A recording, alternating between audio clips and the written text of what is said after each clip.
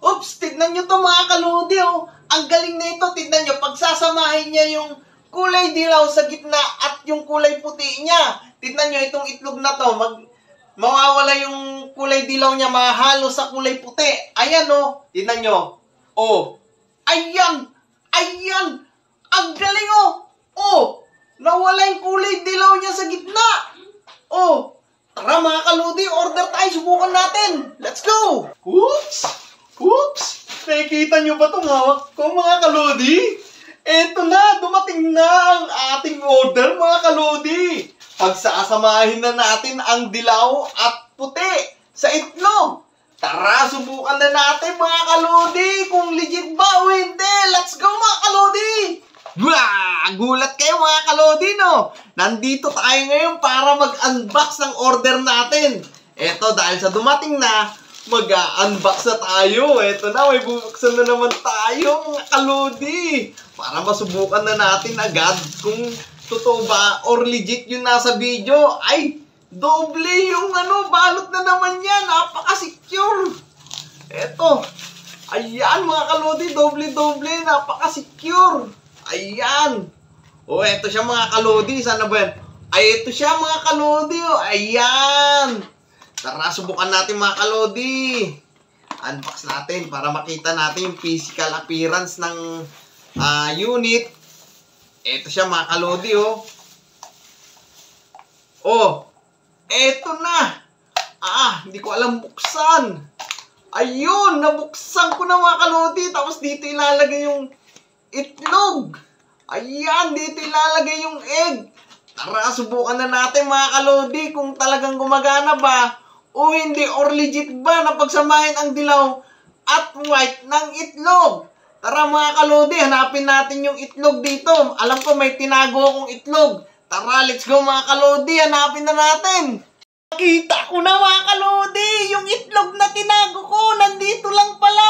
Eto. Ayan na, eto na yung itlog mga kalodi. Tcharan! Surprise mga kalodi! May itlog na tayong magagamit sa ating experiment mga kalodi kung legit ba o hindi. Tara, let's go mga kalodi. Pagsamahin na natin ang yellow at white. Tara, let's go mga kalodi. Eto na mga kalodi. Ayan, alam nyo ba kung bakit dalawang itlog ang hawak ko? Eto yung pagsasamahin natin ang yellow at white niya. Ito naman, hindi natin to gagalawin dahil parehas natin silang lulutuin mga kalodi para makita natin kung talagang legit ba itong gadgets na to. Okay, tara mga kalodi. Subukan na natin mga kalodi. Tara, let's go mga kalodi. Ayan, una po natin gagawin mga kalodi. Lalagay muna natin dito. Na mga kalodi. Ayan. Ayan. Lagay natin itong takip para hindi tumalsik mga kalodi. Oh! Ayan! Nakaka-enjoy!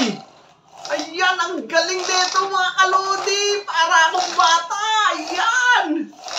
Ayan! Hindi ko alam kung ilang beses ito paikot-ikutin. Kung gusto nyong gawin ito sa inyong itlog, dito ko lang po siya na order.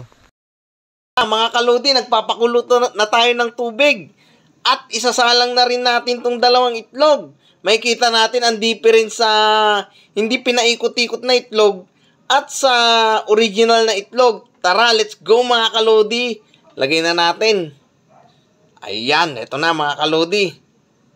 Ayan, antayin na lang natin ng mga 10 minutes mga kalodi. Mga kalodi, malapit na siyang maluto. Pumutok siya. Ayan, nagbitak. Hintayin na lang natin maluto. Ito na mga kalodi, luto na. Ayan o, nag-yellow talaga siya. And ito yung normal na itlog. Puti pa rin. Tara, mga kalodi. Hiwain natin para makita natin yung laman, mga kalodi. Ayan. Ayan, mga kalodi.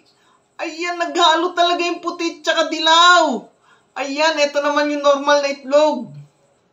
Ito, mga kalodi. Ayan. Ayan o, mga kalodi, normal na itlog. Ang galing mga kalodi. Ayan, legit nga mga